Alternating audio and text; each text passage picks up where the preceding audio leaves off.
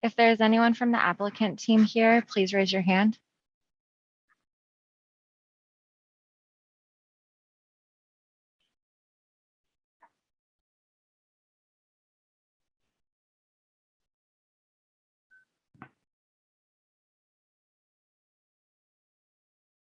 Project planner Maloney, can you please test your sound for me?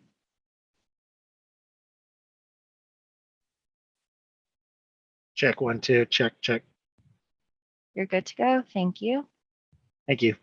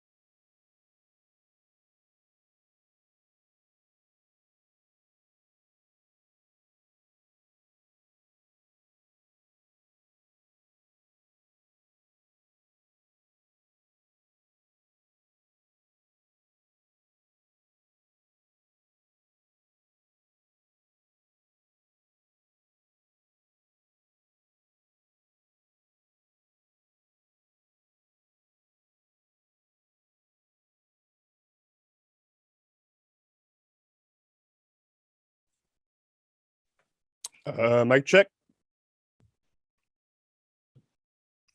You're good to go, Connor.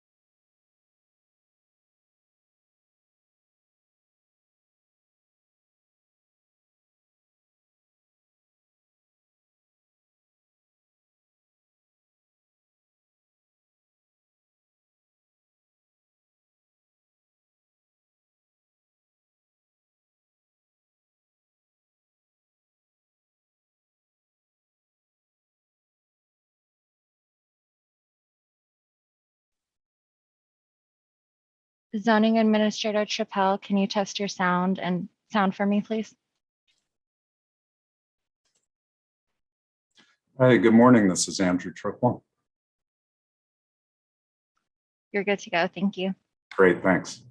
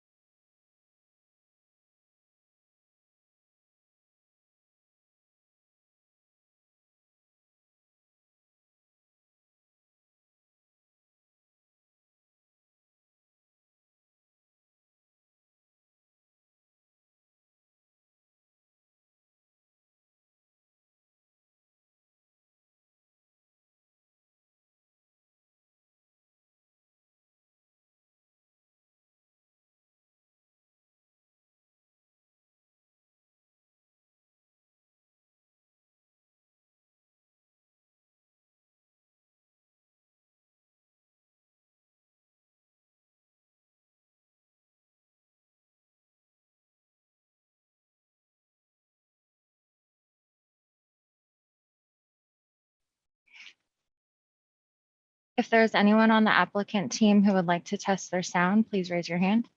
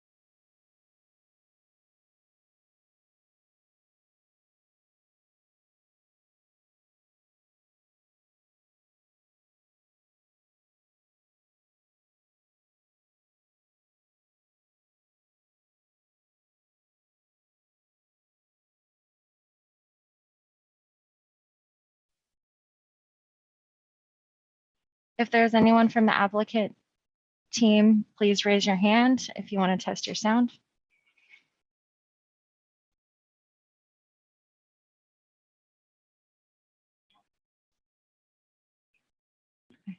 Applicant Harris, I'm sending you a prompt. You can go ahead and test your sound. Hi, testing Michelle Harris. You're good to go. Thank you.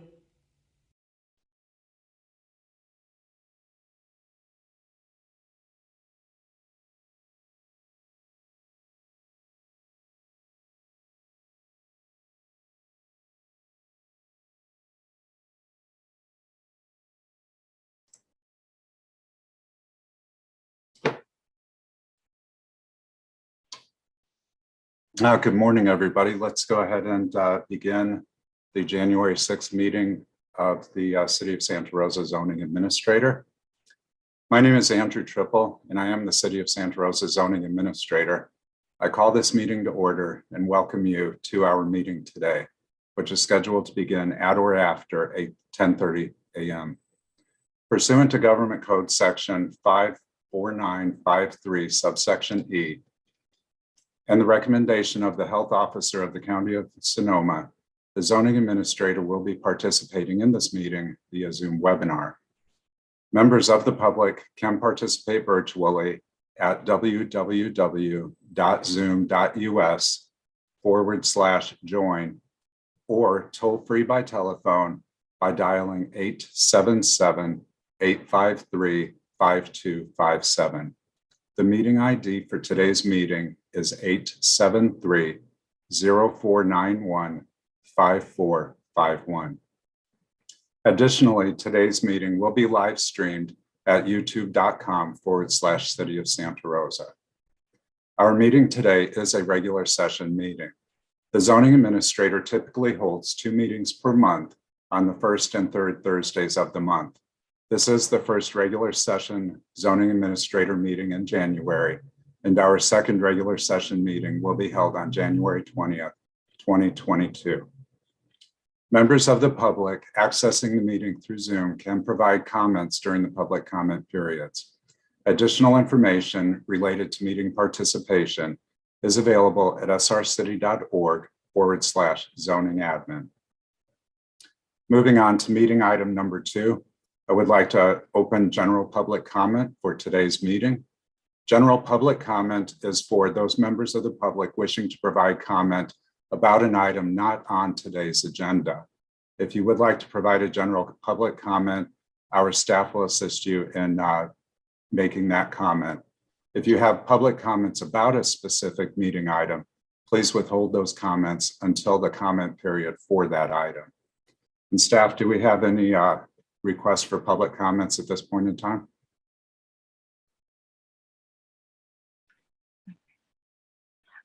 We do not have anybody raising their hand. Great, we'll give it just about another minute and then we'll go ahead and close general public comment.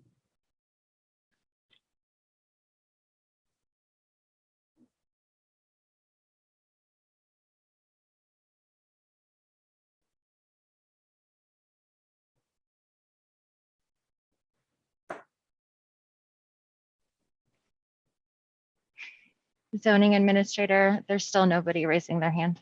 Great, thank you so much. I'm going to now go ahead and close general public comment, move on to item 3 on today's agenda, zoning administrator business. The zoning administrator is appointed by the Planning and Economic Development Director and has the responsibility and authority to conduct public hearings and to take action on applications for all administrative permits and approvals issued by the department. A determination or decision by the zoning administrator may be appealed to the Design Review Board, Cultural Heritage Board, Planning Commission, or City Council as applicable to the decision. All decisions of the zoning administrator may be appealed within 10 calendar days of the date of decision. Appeals are filed in City Hall, Room 3. Appeals of today's decisions must be made no later than the close of business on January 17, 2022. Regarding item 3.2, zoning administrator reports, the zoning administrator does not have any reports today. So we'll then move on to item number 4, scheduled items. We have 4 meeting items today. For each item, I will ask the project planner for a staff presentation and an applicant presentation or comments. Following these presentations, I may ask clarifying questions of the project planner or applicant. Then I will open the meeting for public comment about the item under review. Members of the public are invited to provide comment about the project being reviewed. These comments should be limited to 3 minutes. After the public comment opportunity is completed, I may ask additional questions of staff or applicant as part of my review. I will then issue a decision to approve, deny, or continue the project for further review. So with that in mind, we can now move on to meeting item 4.1. I'd like to open a public meeting for item 4.1, Harris Pool Hillside Development Permit. This is a request for minor hillside development permit to construct a swimming pool and a deck area in an area with slope 10% or greater. The project is located at 1838 Happy Valley, and a CEQA exemption is recommended for this project. File number is HDP 21-008, and the project planner is Connor McKay.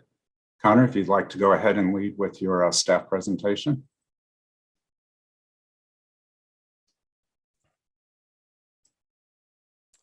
Thank you, Mr. Zoning Administrator. I will now share my screen. Can everybody see my screen and hear me and see me?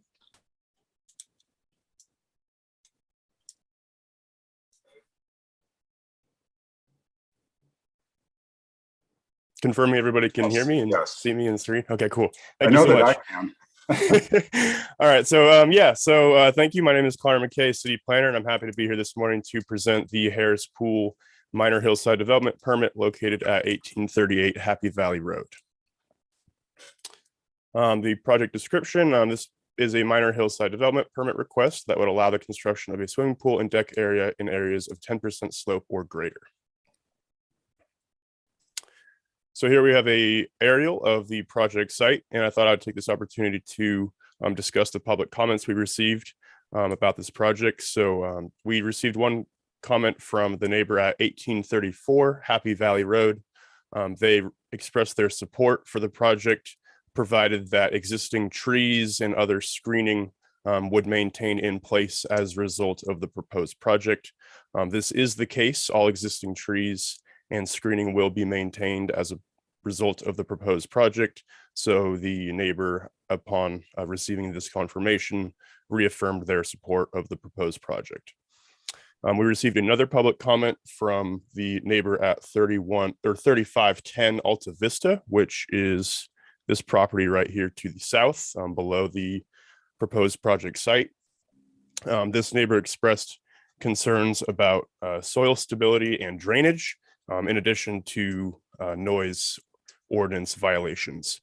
And this comment just came in about 15 minutes before the meeting started, so I responded to their email, but I will also read my response into the record here, summarized. So the project has been conditioned to require a geotechnical report upon building permit application. This geotechnical investigation would demonstrate soil stability, and it would determine grading, drainage, paving, and foundation design as necessary. The building permit would be reviewed by the building department and engineering for compliance with the recommendations provided in the geotechnical report. And then finally, for the noise, I shared the maximum decibel levels that are permitted at the perceived at the property line in residential areas, and I can read those. I believe it's 10 p.m. to 7 a.m. is 45 decibels, and 7 a.m. to 7 p.m. is 50 decibels, and then 7 p.m. to 10 p.m. is 55 decibels. And I shared that any violation of these should be reported to the code enforcement department, but previous and future noise violation would not necessarily result in a recommendation for denial for the project, but we would just assume that any future violations of the noise ordinance would be resolved via code enforcement investigation and resolution. And this slide shows the site plan. The proposed pool and deck area complies with all setbacks and other development standards. I also wanted to take the time here to note that the pool is about 9 feet above grade, and this space between grade and the pool would be screened with some type of wooden lattice to kind of shield the understory of the pool area from view. But most of the views are substantially screened by existing trees and natural topography. So the project has also been deemed exempt from the California Environmental Quality Act from further review of the California Environmental Quality Act with the small structures exemption. And here we have a topo, the rear where the pool and deck area are proposed. That area is indeed greater than 10%. There are no areas greater than 25% proposed for development. And with that, the Planning and Economic Development Department recommends that the zoning administrator by resolution approve this minor hillside development permit for a new swimming pool and deck area in areas of 10% slope or greater, located at 1838 Happy Valley Road, file number HDP 21008. And the applicant is available to respond to any questions, should anybody have any, but they are not wishing to provide any further presentation or comments at this time. Okay, great. Thanks, Connor. That was a great presentation, and I appreciate you bringing us current on public comments that have been received in response to this public meeting notice. During review of the project, I noticed that there was no indication of any screening below deck. The space between ground level and the top of the deck surface itself. Is that still the case? So yeah, as I mentioned in the presentation, this area, I reached out to the applicant for clarification about that. And while the plans don't necessarily show that, they indicated via email that the screening area would be, or the area below the pool would be screened. Great. Thank you so much. I don't have any further questions for staff or applicants. So at this time, I'd like to open public comment for meeting item 4.1. Would any members of the public like to make a comment about this item?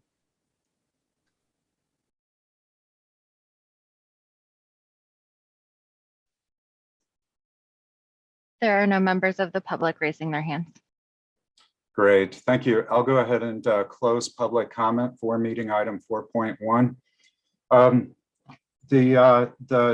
One of the reasons that we have a minor hillside development permit requirement is to ensure that slope stability is reviewed and preserved. And so I appreciate the adjacent neighbor's comment about slope stability, because I think anyone who lives on slope or has experience in developing in areas of slope is likely very much aware of the need to ensure that you have stable slopes on your property. So again, I appreciate that comment and observation, but I do feel that one of the fundamental purposes of a review of this project is to ensure that both planning and building and engineering have reviewed, and the project as proposed would ensure ongoing stability of the slope on this project site.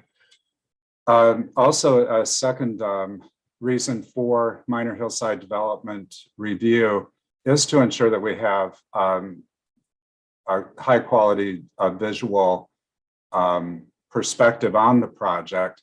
This project, given its location and surroundings, is not readily visible from a public right-of-way, and the project seeks to ensure that existing trees and foliage are preserved.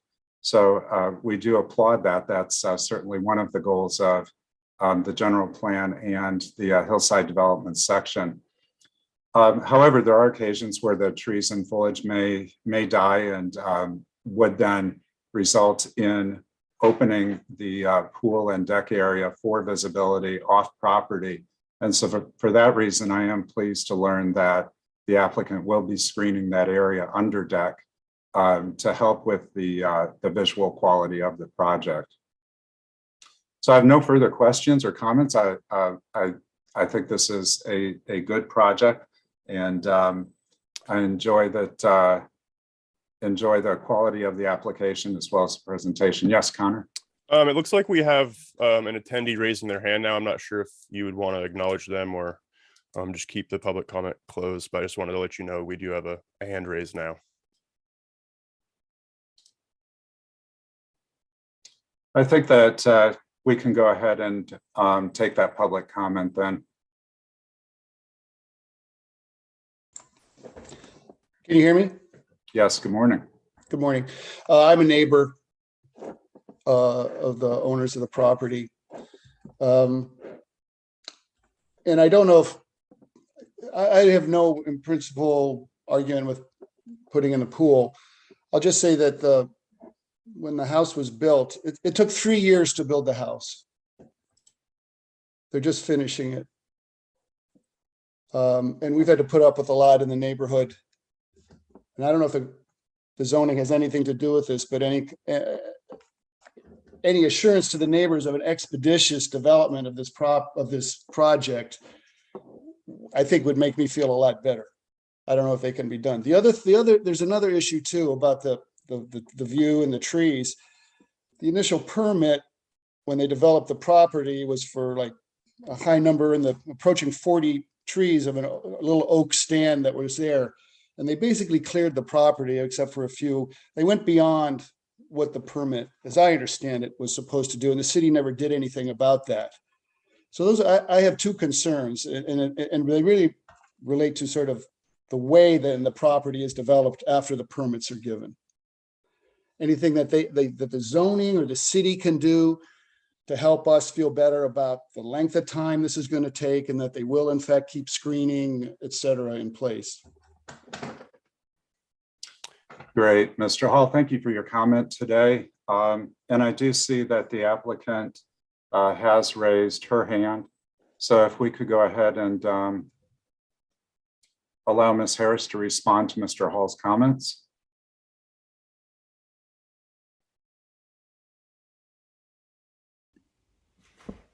Good morning, Michelle Harris. I am the applicant. Thank you, Jay. I appreciate your comments.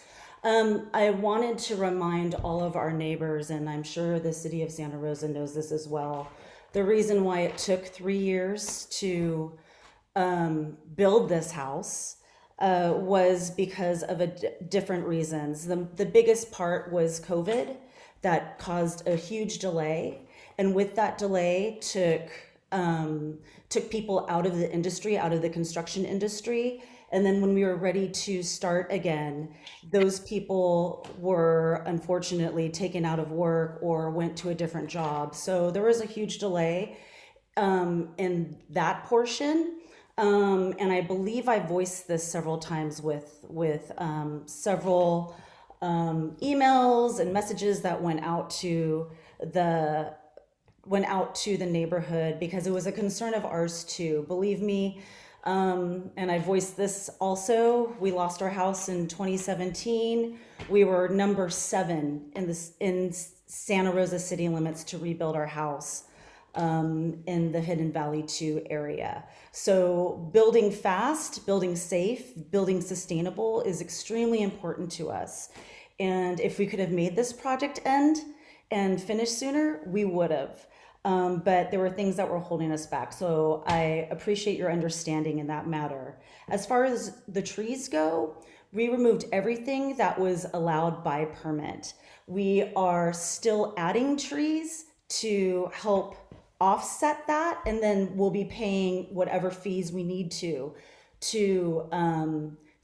equal out the trees that we took out. But everything that was taken out was approved by permit.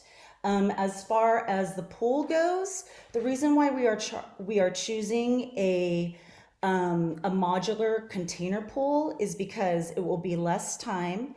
It's also more sustainable. There will be less dust. There will not be a need for these long, drawn out construction. So we are taking into consideration the neighborhood, what our neighbors think, and so that's the reason why we are doing that. Thank you.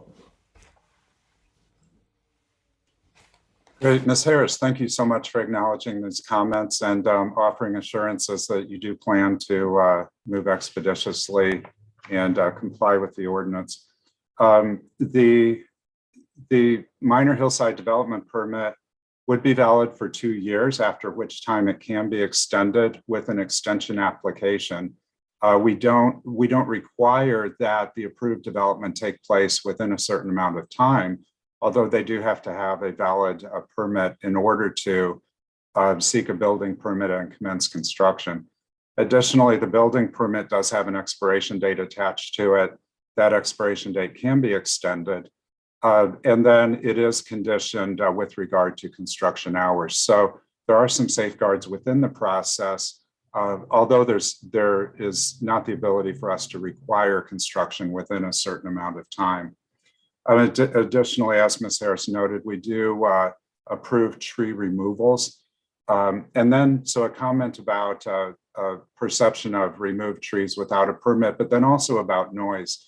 Our city's code enforcement division does help ensure compliance with approved entitlements as well as with zoning code requirements, whether it's the city's noise ordinance or other requirements related to tree removal, for instance, or compliance with the Hillside development permit entitlement. So I do encourage members of the public who do have concerns to be aware of the role of code enforcement, the opportunity to submit a code enforcement violation should you feel that any city code or ordinance or the entitlement approved is not being complied with. So having said that, we thank you for your comments today and for Ms. Harris for your input on today's presentation and discussion. With that, I will be approving the minor hillside development permit for the Harris Pool project. Located at 1838 Happy Valley Road, file number HDP 21-008. And I do note for members of the public that this approval of today's approval is appealable within 10 days. I'll close the public hearing on meeting item 4.1 and then move on to meeting item 4.2. So I'll open a public meeting for meeting item 4.2, the Gooch shed design review. This is a request for minor design review to allow construction of a shed less than 12 feet in height, located at 2 feet from the side property line, where a 10-foot side setback would otherwise be required. The project is located at 3754 Paxton Place. A CEQA exemption is recommended for this project, and the file number is DR 21-046. The project planner is Connor McKay for this project as well. And Connor, if you'd like to give your staff presentation. Thank you, Mr. Zoning Administrator. Let me share my screen. So my name is Connor McKay, City Planner, and I'm happy to be here this morning to present the garden storage shed minor design review request located at 3754 Paxton Place, file number DR 21046. So this is a minor design review request that would allow the construction of a shed less than 12 feet in height, 9.5 feet, located 2 feet from the side property line where a 10-foot side setback would otherwise be required. So here we have a project aerial. We did receive one public comment from the next door neighbor to the southeast, and they did express support for the project, and that letter was included with the project application materials. The project site plan is on this slide as well. The elevations demonstrate that the maximum height is 9 feet 6 inches, measured from the finished slab to the top of the roof. The Fountain Grove HOA also provided their approval, which is a standard outlined in the Fountain Grove Plan Development Policy Statement. And that letter is also included with the project application materials. So here we have a front view of the proposed project site from the Paxton Place right-of-way.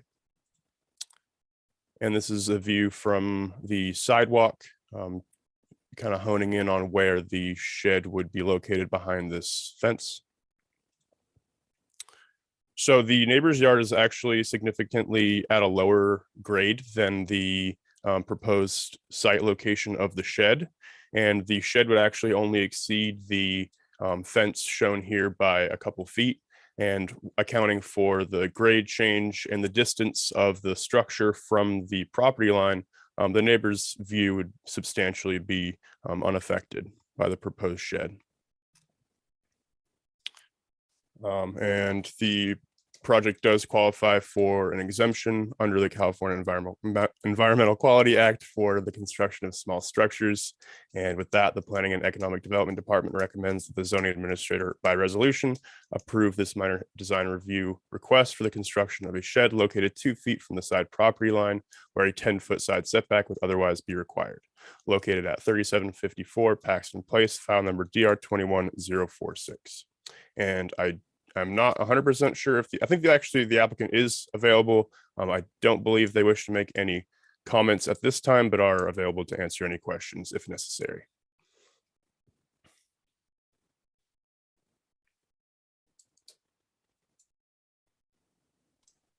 There we go. How about that? Do you know the distance of the shed from the front fence? That go back to slide. Yeah, there you go.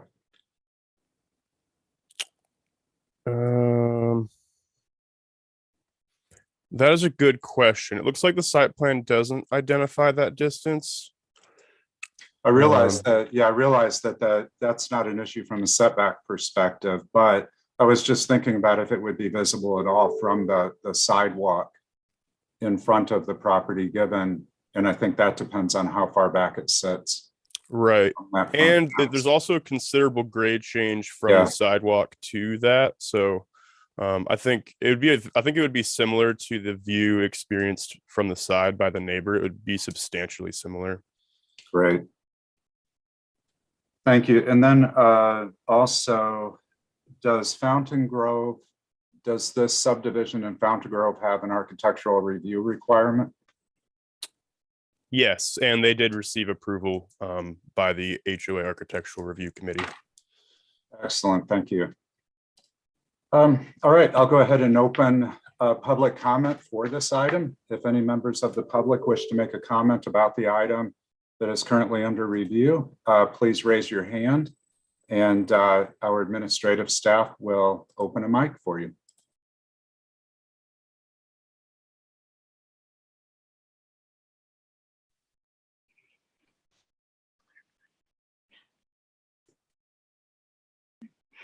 There are no hands raised, zoning administrator. Great, thanks so much. I would like to at this time then close public comment for meeting item 4.2.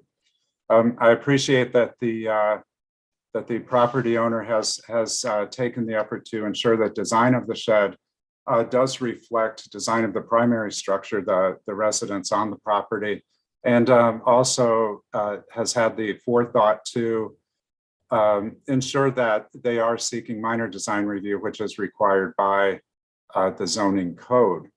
So I don't have any further comments about this. I think that the location of the shed does limit, as well as the topography of the surrounding area, does limit visibility of the shed within the setback. So with that, I will be approving minor design review for the Gooch shed located at 3754 Paxton Place. And I'll close public meeting for item 4.2. Thank you.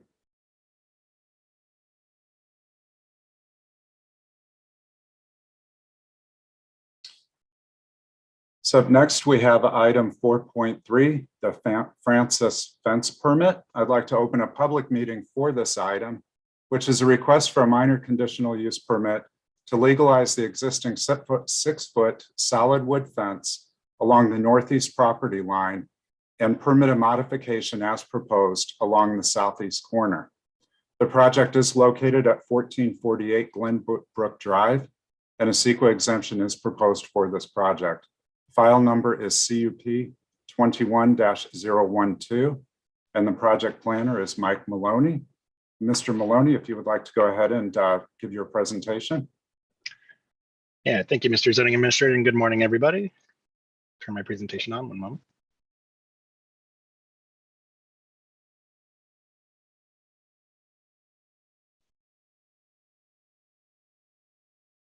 And if you can please confirm that my presentation's on the screen. Yes, it is visible. Thank you. Great. Well, with that, my name is Mike Maloney, and this application is for a minor conditional use permit at 1448 Glenbrook Drive. The proposal is to legalize an existing 6-foot solid wood fence within the 15-foot corner side setback along the northeast property line on Heather Drive. The project also includes an angled recess modification to the southeast corner of the existing fence to be in compliance with the rear vision triangle, all of which is at 1448 Glenbrook Drive, Santa Rosa, assessor's parcel number 010-304-009. As stated, this is the project location. It's in northwest Santa Rosa at the intersection of Glenbrook Drive and Heather Drive. The subject site is zoned R16, single family residential with a general plan land use designation of low residential. So slide 5 and slide 6 show the existing fence, which is designed with vertical boards, and the site is physically suited for a fence of this type.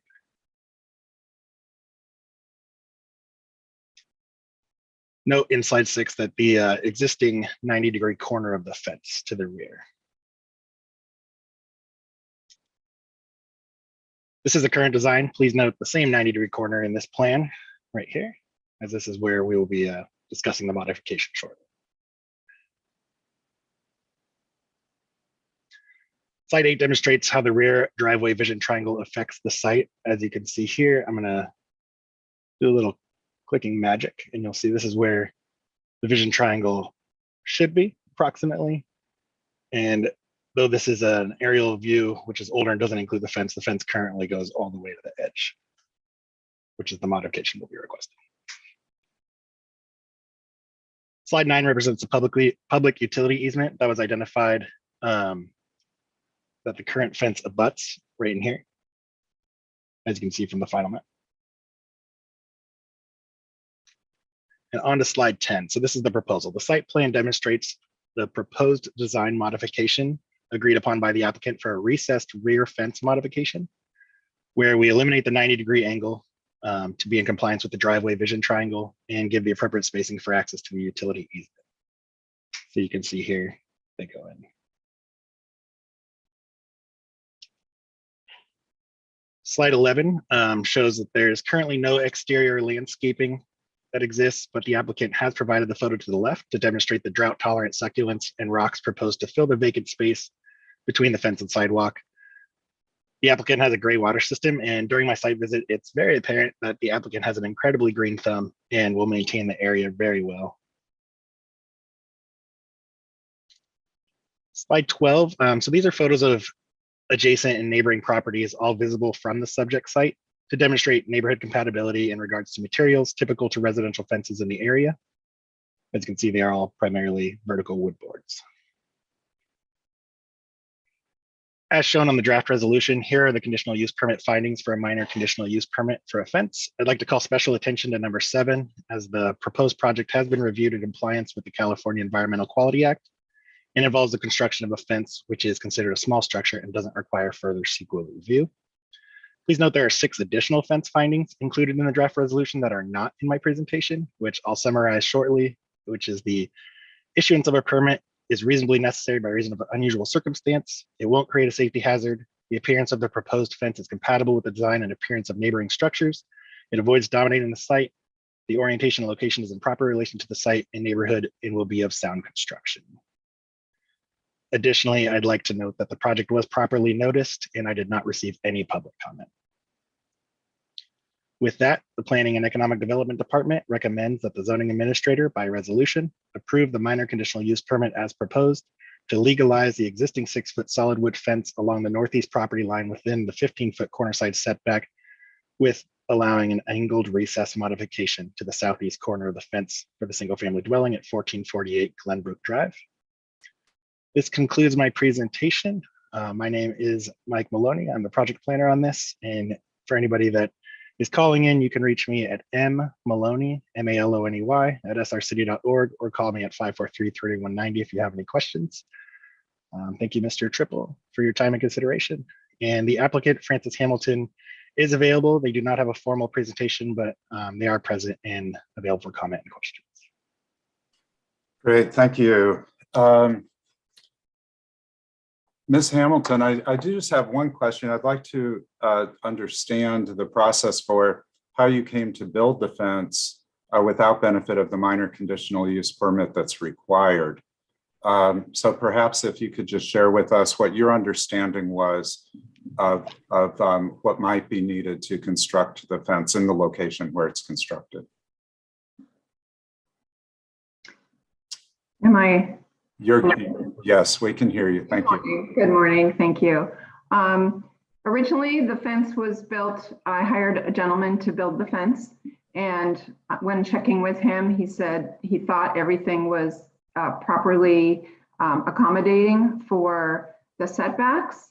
So I, at that point, took his word for it, thinking he knows what he's doing. He's been building fences for a long, long time. So the front yard I knew had to be 30 feet. I believe it's 40 or 50 feet back, but never mentioned anything about the neighbor's driveway. So I'm more than willing to accommodate the city's recommendations for the dry public utility easement, the 20 by 30 foot setback or inset, and then the 10 by 10 inset to accommodate the neighbor's driveway. Yeah, I wish they had come to me sooner. I would have done it upon construction. So it was just an oversight. I didn't know. And I knew at that point I didn't need a permit for the fence. So if I, maybe I would have learned more about that at that time. Great, thank you. Well, we appreciate your willingness to accommodate the redesign and what ultimately then results in the rebuilding of the fence at that southeast corner. That's all of the questions I have. Thank you both for your comments and presentation and materials that you provided as part of the application. At this time, I would like to open this meeting item for public comment. If any member of the public wishes to make a comment, please raise your hand and you will be unmuted.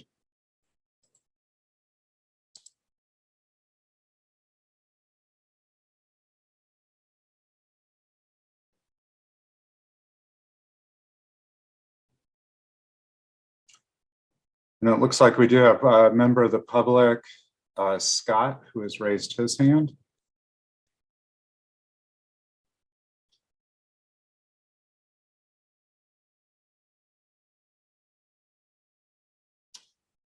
And if we could unmute Scott so that he can provide a public comment.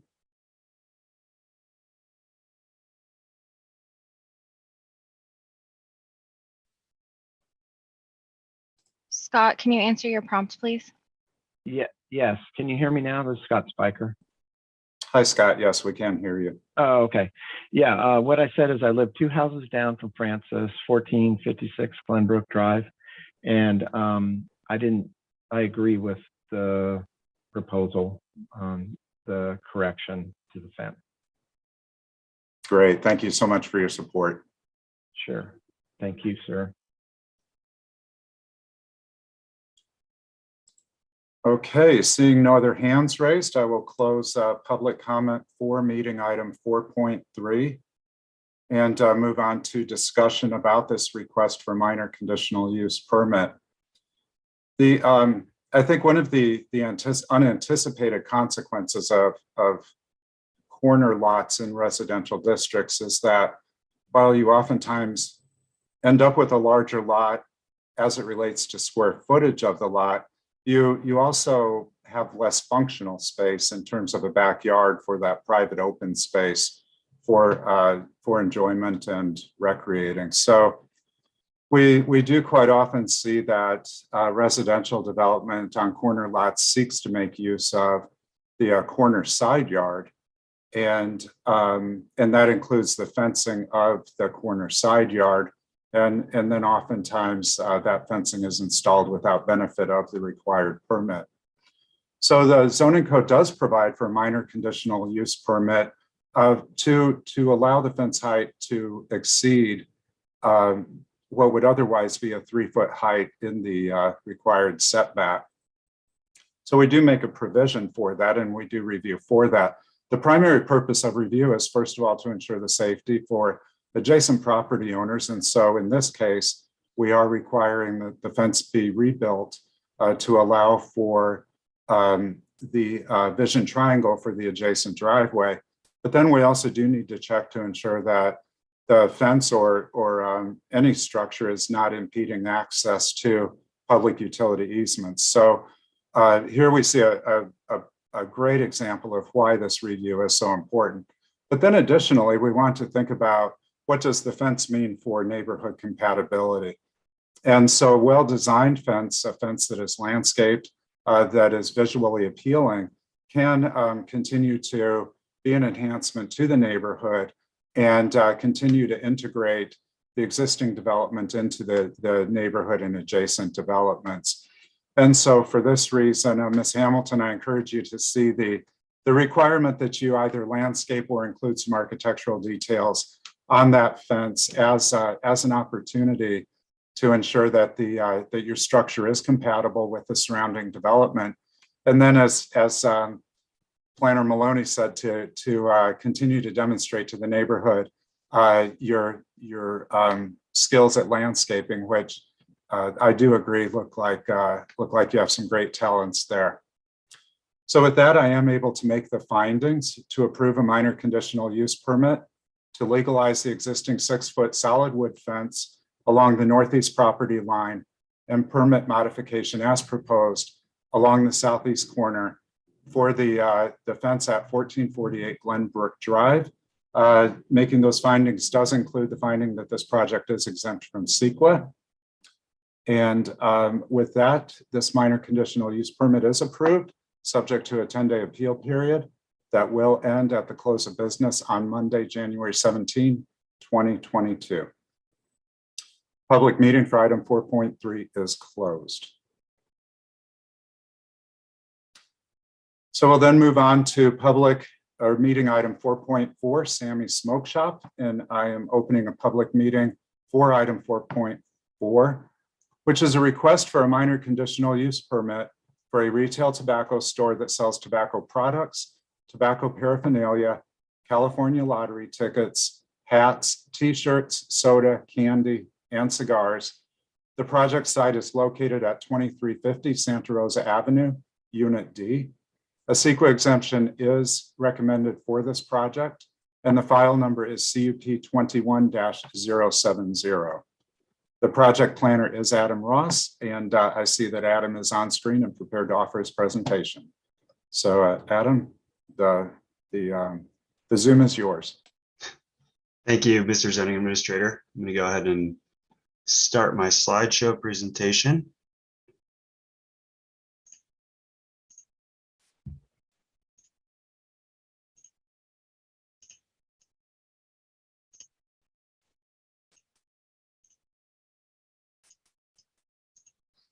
Okay, just confirm that you could see the screen or the presentation. Yes, it is visible. Thank you. Thank you. Okay, this is a minor conditional use permit for Sami Smoke Shop. It's a tobacco retail store, file number CUP 21-070. It's located at 2350 Santa Rosa Avenue, Suite D. And again, my name is Adam Ross, project planner for this item. So as you stated, it is a retail tobacco store. So that includes tobacco products, tobacco paraphernalia. There will also be California lottery tickets, hats, t-shirts, soda, and candy. Here's the project location and aerial image. It would be kind of in this area right here. And as you can see, all the public improvements are included in this, are already developed as part of this little commercial spot right here. So the general plan and zoning, it's retail and business services general plan. The zoning district is CG, which is general commercial. This use is allowed both within the zoning district with approval of a minor conditional use permit, and that zoning district implements the identified type of uses in the retail and business services land use designation of the general plan. So this is looking at the site. It's kind of flipped, and the highlighted section is a little confusing. It shows F, but it's just this portion here. Portion here. I think this labeling is incorrect of A, B, C, and D. So if you're looking at it, this where my mouse cursor is, this would be Santa Rosa Avenue, and it would be facing Kiwanis Springs Road this way. So, and then here's a aerial image. It would go where this vitamin shop location is, and you can see the D location entrance on the site for Suite D. So here's a general floor plan.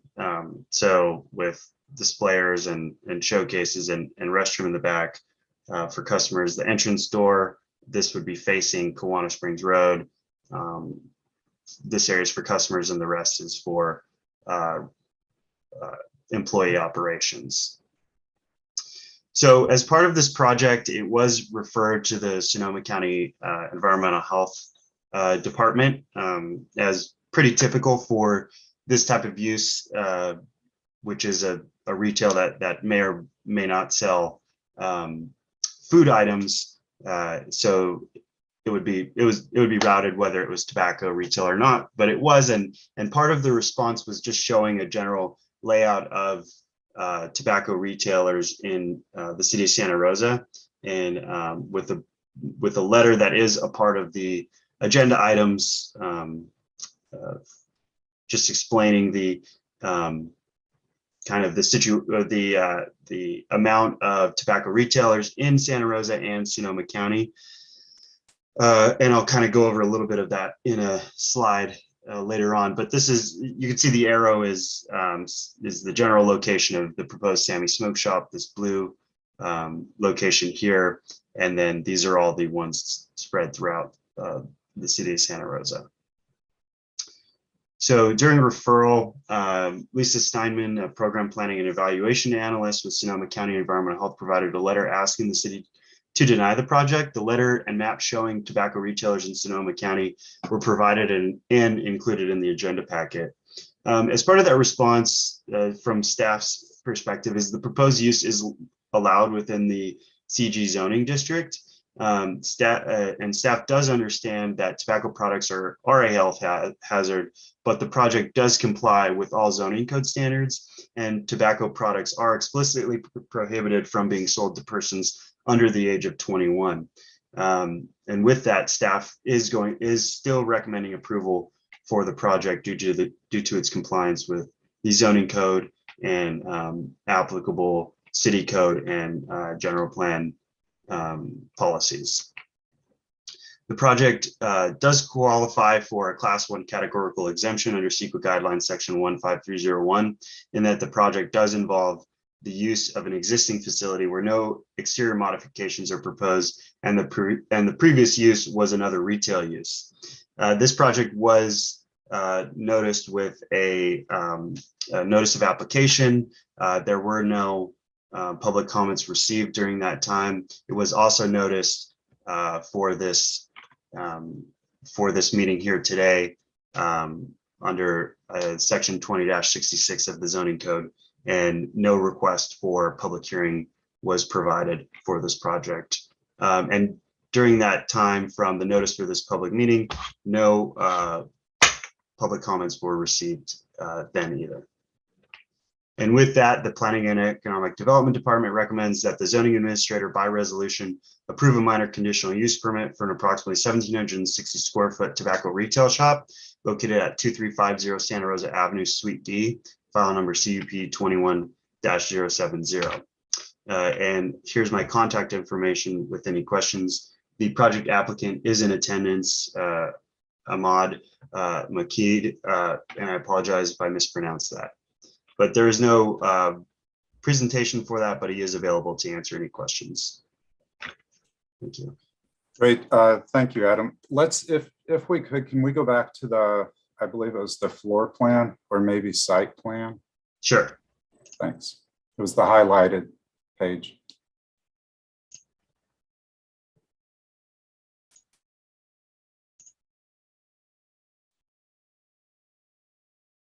This one or this one? That one. Yeah. Yeah. So, okay. So now I see. So it's actually, it's Suite D, which is not highlighted. Is that correct? To my Because- knowledge, yes, actually, you're correct. I think we can Okay. have the applicant, I kind of specify that. Yeah, if we could, I'm fine because the resolution does indicate the square footage that's allowed for the use, which requires approval, but I want to be sure that when a building permit is submitted, that there's not a conflict between the square footage as shown on the building permit and then what was approved, because if there's a conflict there, then it would have to come back again for a modification. So if we can just be sure that the 1,760 square feet that is requested in this minor conditional use permit is sufficient for all of the floor area that would be submitted for a building permit, that would be great. Yeah, good point. And also the difference, and I just want to point out what my understanding was what's shown here is 1,388 square feet of unit D is the internal space, and within the exterior walls, and the 1,760 kind of captures the entire outside of the suite D. Okay, So- great. Yeah, so let's get the applicant on just to make sure that Ahmad, yeah, 1,760 is going to be sufficient. Good morning. Can you hear me? Yes, good morning. Good morning. Yeah, so over here, this is a site plan that I got from the landlord, and they, I don't know why they highlighted the entire area yellow, but it's just the space where it says D. So that's the space that I'm willing. Yes, that's the space, not the entire yellow one. Yeah, it looks like perhaps they gave you a site plan for another tenant Yes. and didn't customize it for your tenant. Yes, I asked them, but they unfortunately didn't have Okay. one for Unit D. So that's why. Great. Well, just know that, you know, that the proposed minor conditional use permit, if approved, would be for 1,760 square feet. So be sure that that's the square footage that you need and that you'll be submitting your building permit for. Sure. Okay, great. And then a second question, referring to the discussion and the comments from Sonoma County Environmental Health.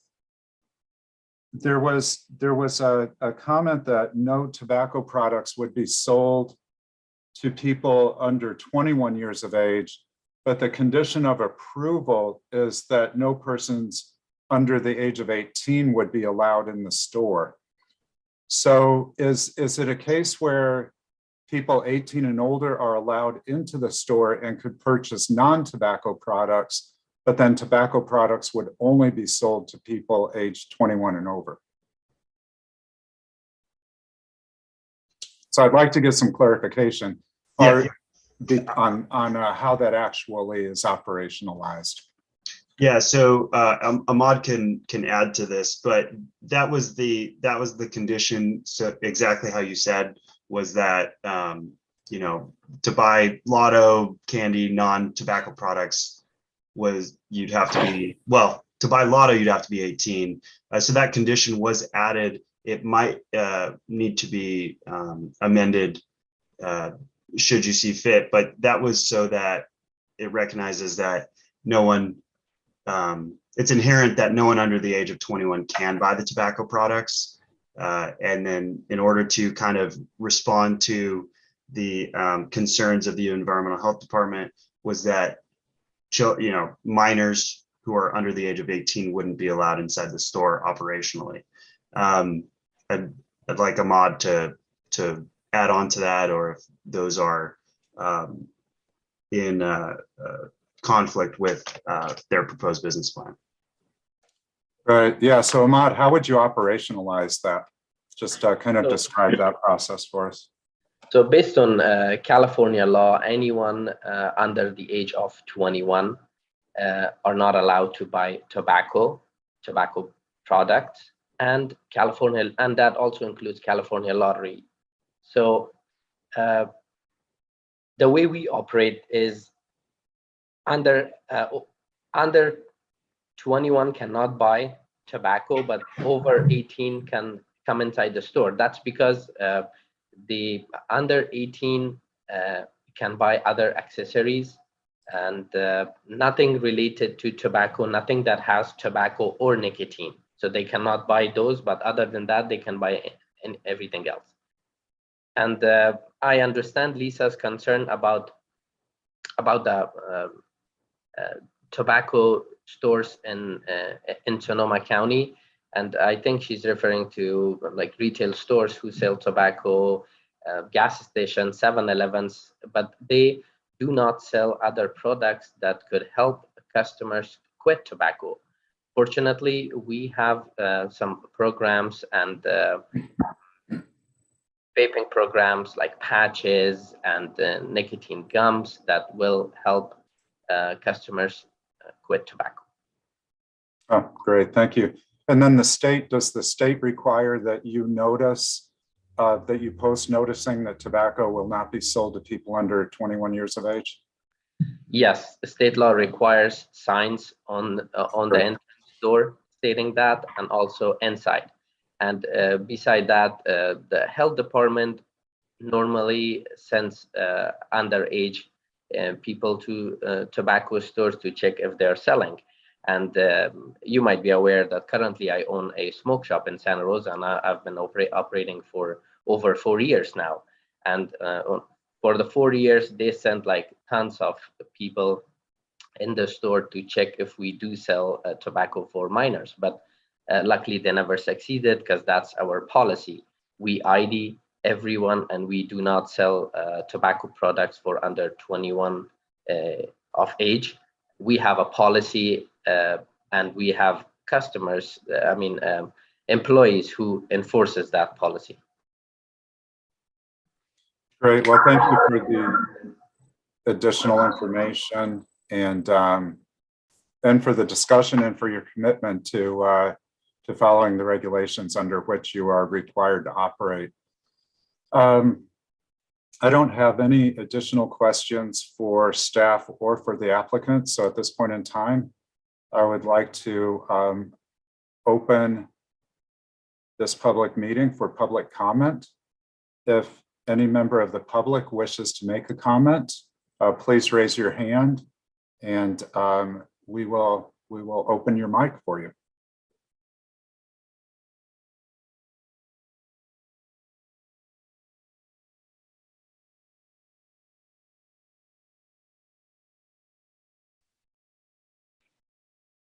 Zoning administrator, I see no hands raised. Great, thank you. So seeing no hands raised, we will go ahead and close public comment for item 4.4.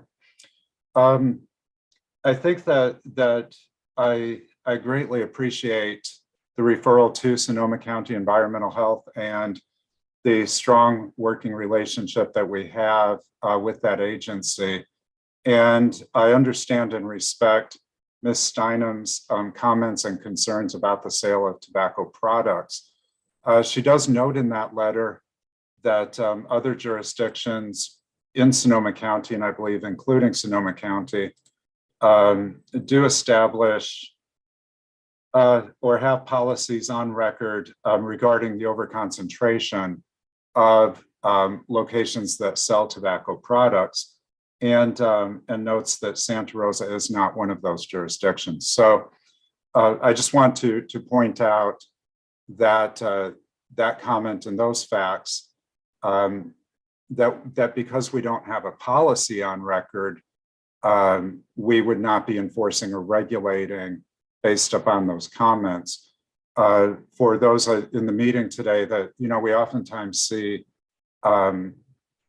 differences between policy preferences or policy desires versus enforcement of regulations and compliance with regulations. And certainly the role of the zoning administrator is to review and consider applications for projects that comply with the regulations of Santa Rosa and ensure that they are compliant and within within our requirements. So I just did want to notice the work that Ms. Steinem and others at Sonoma County Environmental Health do, and encourage both her division and others to consider the pursuing policy changes should they like to see regulations otherwise for these sorts of land uses.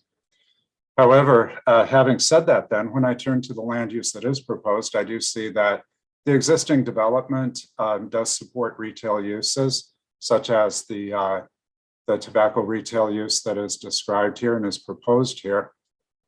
And so with that, I am able to make the findings to approve this minor conditional use permit. Planner Ross, I am concerned about the lack of addressing for Suite D. When we look in our records, we don't see a Suite D. And so I think I would like to see the resolution amended to add a condition of approval that that the address 2350 Santa Rosa Avenue, Suite D or Unit D be created and become part of our GIS data. That will also eliminate any confusion in the future should there be an instance where we're not able to identify that unit for future permitting.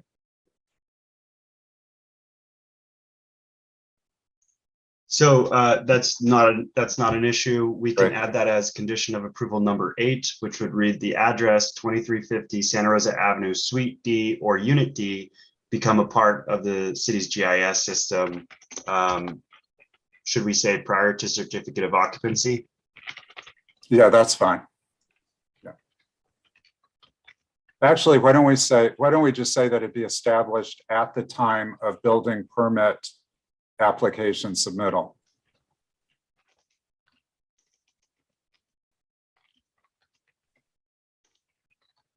At the time, so I'm writing this down so that I can amend the resolution. Just say that the address shall be established at the time of building permit application submittal.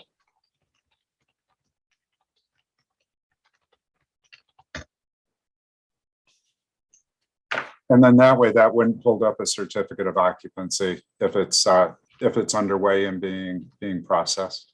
Okay, Great. I will add that to the resolution. All right, great. So with that amendment to the resolution, I am able to make all of the findings and will be approving the request for minor conditional use permit for a retail tobacco store selling tobacco products, tobacco paraphernalia, California lottery tickets, hats, t-shirts, soda candy, and cigars in an approximately 1,760 square foot retail space at 2350 Santa Rosa Avenue. This approval is effective today. It is subject to a 10-day appeal period that would end on the close of business on Monday, January 17, 2022. Andrew, real quick. Yes. Just because you asked me to remind you about the appeal period. Great, thank you. Before the adjournment. Great, thanks. I do appreciate that reminder. So I'll go ahead and close the public meeting for item 4.4, Sami's Smoke Shop. Prior to adjournment, I do want to remind all applicants who received approvals at today's zoning administrator meeting that those approvals are subject to the 10-day appeal period, which will end at the close of business on January 17, 2022. Although, having said that, I do believe that January 17 is a federal holiday.